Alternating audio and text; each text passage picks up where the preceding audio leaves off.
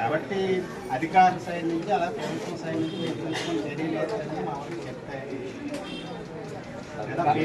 గతంలో కూడా జీడిపిక్కలు కొంతమని ఎక్కడ కొనలేదు, మా మండలంకి వచ్చారు కొంతమని చెప్పి అబద్ధ మధ్య అక్కడ వదిలించారు.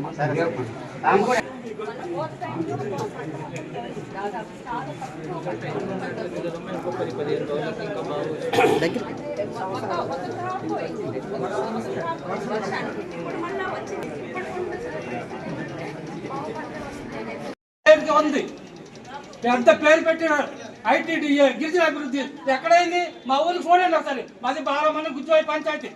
మరి ఐటీడీఏ దేనికుంది? దేనికున్నా సార్ ఎవరికోసం ఉంది? మేము గిరిజనులు కామా?